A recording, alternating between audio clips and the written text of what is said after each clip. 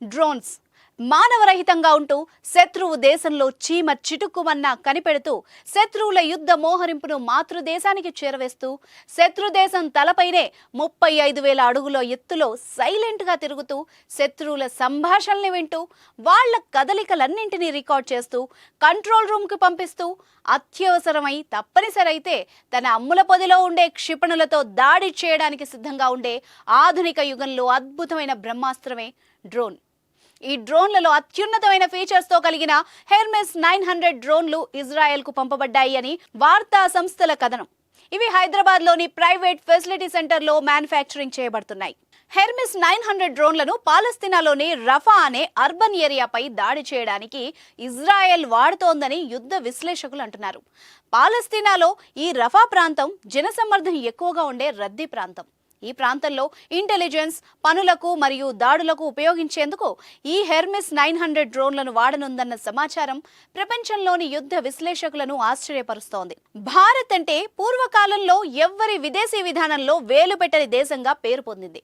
అతిపెద్ద ప్రజాస్వామ్య శాంతికాముక దేశం. అంతేకాక నెహ్రూ కాలం నుంచే పంచశీల విధానం ఆలీన విధానం ఫాలో అయిన దేశం. పివి నరసింహారావు కాలంలో అప్పటి పాలస్తీనా అధ్యక్షుడు యూసర్ అరాఫత్తో ఎన్నో ఒప్పందాలు చేసుకుని వివాదాలకు దూరంగా నొప్పించక తానువ్వక ఉండే దేశం.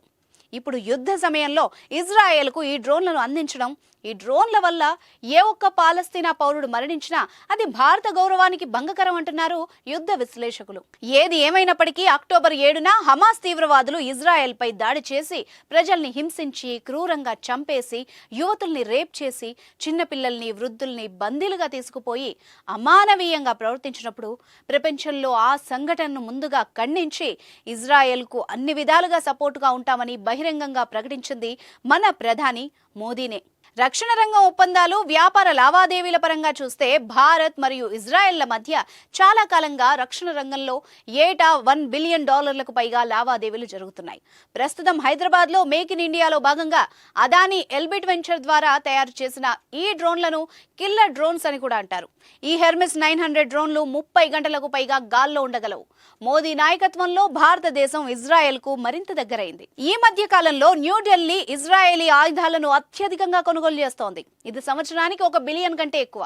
2015-19 మధ్య ఇజ్రాయెల్ ఆయుధాల భారత కొనుగోళ్లు 175% పెరిగాయి. అదేవిధంగా భారత్ ఇజ్రాయెల్ కంపెనీలు భారతదేశంలోని కర్మాగారాల్లో ఆయుధాలను ఉత్పత్తి చేయడం ప్రారంభించాయి. రెండు దేశాలు కలిసి ఉత్పత్తి చేస్తున్న ఆయుధాల సమూహంలో Tavor X95 assault rifles, Galil sniper rifles, Negev light machine గన్లు, అలాగే Hermes 900 medium altitude long endurance డ్రోన్లు ఉన్నాయి. దక్షిణ ఇజ్రాయెల్ పై హమాస్ నేతృత్వంలోని అక్టోబర్ 7న దాడిని నిస్సందేహంగా ఖండించిన మొదటి నాయకుల్లో భారత ప్రధాని నరేంద్ర మోదీ ముందు వరుసలో ఉన్నారు. ఇజ్రాయెల్ ఆయుధాల భారీ ఉత్పత్తికి భారత్తో భాగస్వామ్యం దోహదపడుతుందని రక్షణ రంగ విశ్లేషకులు అంటున్నారు. భారతీయ వ్యాపారవేత్త గౌతమ్ అదానీ ఇజ్రాయెల్ కంపెనీలతో అనేక వెంచర్లలో పాల్పంచుకున్నారు. 2023 ప్రారంభంలో అదానీ పోర్ట్స్ ఇజ్రాయెల్లోని హైఫా పోర్ట్లో మెజార్టీ వాటాను కొనుగోలు చేసింది. గ్లోబల్ పవర్ డైనమిక్స్ యొక్క వాస్తవికతలతో భారతదేశం తన వ్యాపార ప్రయోజనాల్ని మరియు తన స్వంత ఆదర్శాల్ని సమతుల్యం చేసుకోవడానికి ప్రయత్నిస్తున్నట్టు కనిపిస్తోందని రక్షణ రంగ విశ్లేషకులు అంటున్నారు. ఏది ఏమైనప్పటికీ మన హైదరాబాద్ మేడ్ డ్రోన్స్ ఏ విధంగా పనిచేస్తాయి, మన దేశానికి ఏ రకమైన పేరు తెస్తాయో అని అందరూ ఉత్కంఠగా ఎదురుచూస్తున్నారు. అదేవిధంగా ఈ హెర్మెస్ 900 డ్రోన్స్ అందించే ఇంటెలిజెన్స్ సమాచారం సహాయంతో శాంతి ఏర్పడాలని, యుద్ధ విరమణ జరగాలని సగటు భారతీయుడు ఆశిస్తున్నాడు.